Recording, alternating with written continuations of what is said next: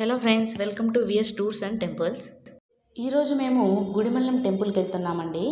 ఇది తిరుపతి నుంచి 25 కిలోమీటర్ల దూరంలో ఉంటుంది. ఈ టెంపుల్ వచ్చి ఒక మారుమూల ప్రాంతంలో ఉంటుందండి. ఈ గుడి 2000 ఏళ్ళగా ఉందని ఇక్కడ పెద్దలు చెప్తున్నారు. ఈ గుడిమల్లం అనే పేరు కూడా ఎందుకు వచ్చిందంటే, ఈ గుడి ఎత్తులో ఉన్నప్పటికీ దేవుడి విగ్రహం మాత్రం 10 అడుగుల కిందే ఉండేదని, అది కాక ఈ గుడిని పల్లవులు నిర్మించినందున గుడిపల్లం అని పేరు ఉండేదని, కాలక్రమేణా గుడిమల్లంగా మారిందని ఇక్కడ ప్రజలు చెప్తున్నారు.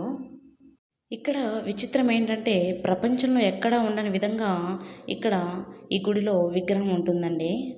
అలాగే ఇక్కడ విగ్రహము పురుషాంగ రూపంలో ఉంటుంది. మొదట్లో ఈ విగ్రహము గుడిలో ఉండేది కాదంటండి. పరశురాముడు అనే శివభక్తుడు అడవిలో వెళ్తూ ఉండగా ఆయనకి ఈ విగ్రహం కనిపించిందంటండి. ఆయన ఈ విగ్రహాన్ని చూసి ఆశ్చర్యపోయి రోజు ఈ విగ్రహానికి పూజలు చేసేవారంటండి. ఆ విగ్రహానికి పక్కనే రోజు ఒక చెరువులో ఒక పువ్వు పూసేదని, ఆ పువ్వు తీసుకువచ్చి ఈ భక్తుడు ఆ దేవుడికి పూజ చేసేవారని చెప్పారు. ఆ తర్వాత కాలక్రమేణా ఆ విగ్రహానికి చిన్న పందిర్లాగా వేశారంటండి. ఆ తర్వాత కొంతమంది గొప్పవారు ఈ గుడిని ఇంకొంచెం అభివృద్ధి చెందించారంటండి. ఇక్కడ పిల్లలు పుట్టని వాళ్ళు వచ్చి నిద్రిస్తే వాళ్ళకి పిల్లలు పుట్టేవారని, ఆ పిల్లలకి గుడిమల్లమ్మ, గుడిమల్లయ్య అని పేరు కూడా పెట్టుకునేవారని ఇక్కడ వాళ్ళు చెప్తున్నారు. ఈ గుడి చూడడానికి ఏనుగు వెనక వైపుల నుంచి చూస్తే ఎలా కనిపిస్తుందో అలా కనిపిస్తుందండి.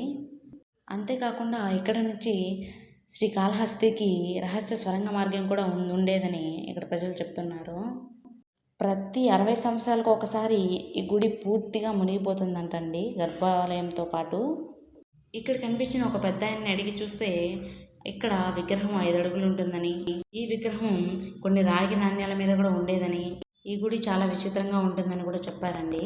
అంటే అన్ని గుడులతో పోల్చుకుంటే ఇక్కడ వ్యతిరేకంగా ఉంటుందని, అన్ని గుడులకు ఎదురుగా గజస్తంభం ఉంటే ఇక్కడ తూర్పు వైపుగా గజస్తంభం ఉంటుందని, ఒకగానొకప్పుడు ఇక్కడ పెద్ద అగ్ని ప్రమాదం జరిగిన గుడి మొత్తం కాలిపోయినా మాత్రం దేవుడు విగ్రహం మాత్రం కాలిపోలేదని చెప్పారు. నాకైతే ఈ గుడి గురించి వినడానికి చాలా అద్భుతంగా అనిపించిందండి. మీరు కానీ తిరుపతికి వస్తే ఈ టెంపుల్ని ఖచ్చితంగా విజిట్ చేయండి. మీకు కానీ మా వీడియో నచ్చితే లైక్ చేసి, షేర్ చేసి, సబ్స్క్రైబ్ చేయడం మర్చిపోవద్దండి. Thank you for watching.